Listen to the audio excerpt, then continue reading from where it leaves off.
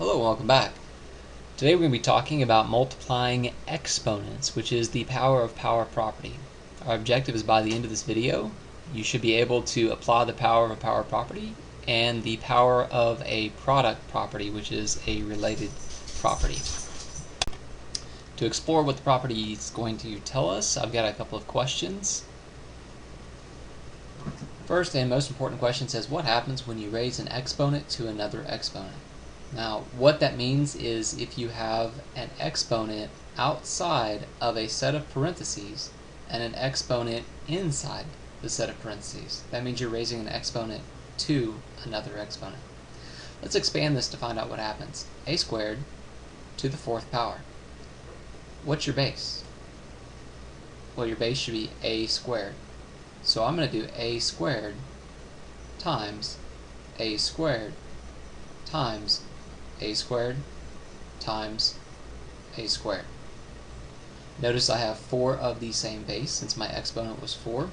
And when I add my exponents, I get 2 plus 2 plus 2 plus 2, which is a to the 8th. Notice what happened. When I did a to the 2 to the 4th, I multiplied the 2 times 4 to get 8. So in that case, what do you suppose q to the 4 to the 3rd is? Well, it should be q to the 12th. To make sure that you understand that, let's go ahead and expand it. I get q to the 4th times q to the 4th times q to the 4th. Since there are 3 of my q to the 4th. I add my exponents. 4 plus 4 plus 4 gives me 12. Building on that with slightly larger numbers, what do you suppose d to the 7th to the 20th power equals? Well, since you have an exponent outside the parentheses and an exponent inside the parentheses, you multiply them, giving you d to the 140.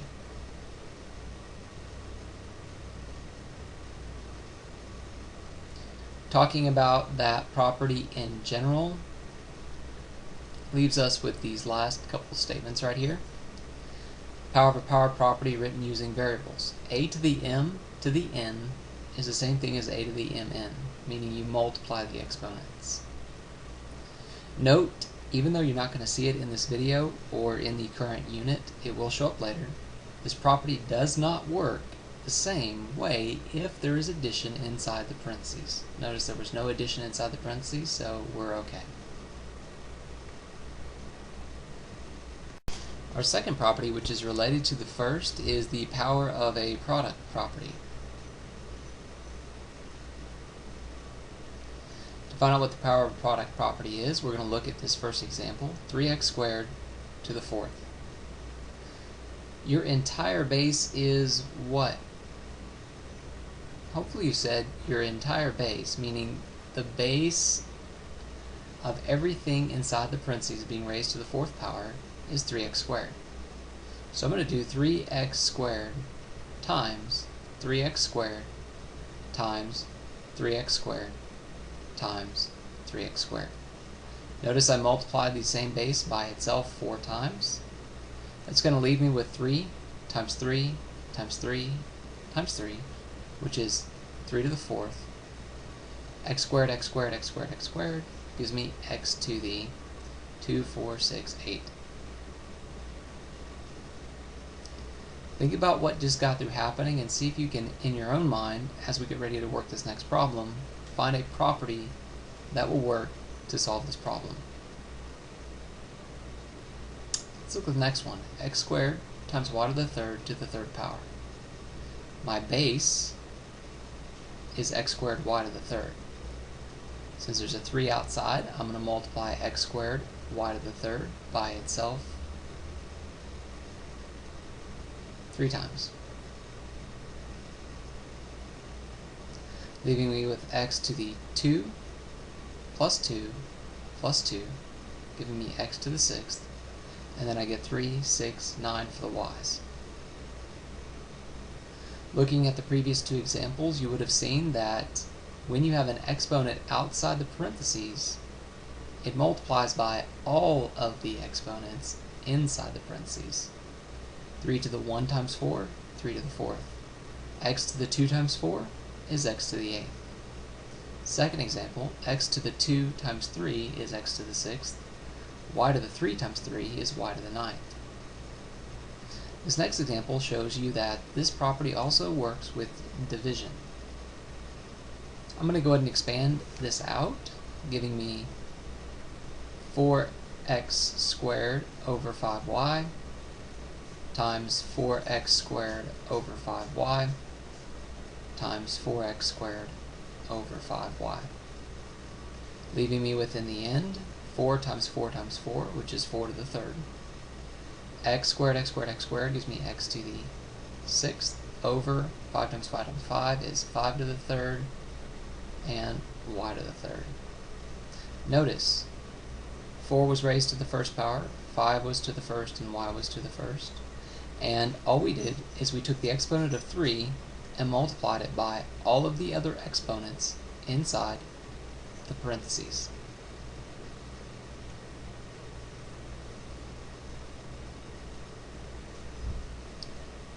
So, the exponent that is outside the parentheses does what to all the exponents inside the parentheses? The answer is multiplies by.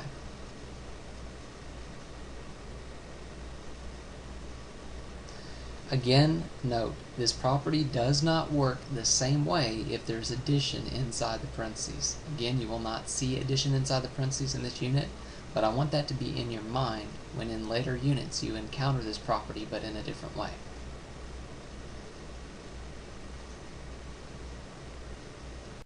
Please go ahead and try the following 3 problems on your own. Pause the video to work them out, and press play when you're ready to see the answer. For our first problem, we have 2 to the 6th and x to the 24th. The second one, I'm going to multiply 2 by all of the exponents, giving me x to the 10th, y to the 14th, and z to the 6th. The last problem, I'm going to move, well, first I need to identify all of the exponents, so that's 7 to the 1st. And then I'm going to multiply every single exponent by the exponent of 3, giving me 7 to the 3rd, p to the 15th, over y to the 12th. I have a few more, a little bit more involved problems, about 5 total, that are going to come after these. Let's go ahead and summarize the properties we've learned so far before we get to those practice problems.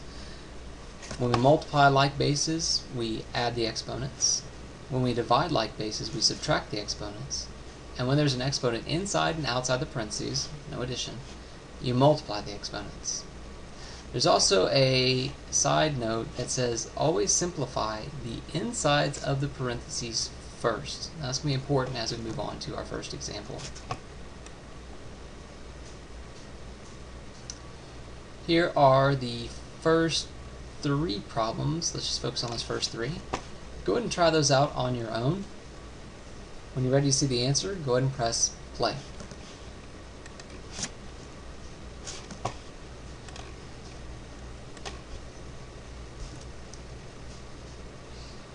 Alright, for the first one, it's really trying to trick you to some degree because you could have simplified the inside of the parentheses before you ever applied the rule we just got through learning. So, 3x to the 3rd times x gives me 3x to the 4th y squared. If you did not do that first, it's okay. You still could have ended up with the right answer, but it would have required a little bit more work in the end. Okay, now that we've simplified the inside of the parentheses first, we can apply our property we just got through learning. So we all multiply the exponents by the exponent on the outside, giving us 3 to the 7th, x to the 28th, and y to the 14th. Next problem, there's nothing to simplify inside the parentheses, so we just get 5 to the 4th, x to the 8th, y to the 36th, and z to the 20th. The third problem, again, there's nothing I can simplify inside the parentheses first, so I go ahead and apply my rule, giving me 2 squared x to the 8th over 3 squared y squared. We're now on our last 3 problems. Go ahead and give these a try on your own. Notice they're a little bit more complicated than the problems we've seen in the past, but they still use all the properties we've learned so far. Again, go ahead and try them on your own and press play when you're ready to see the answers.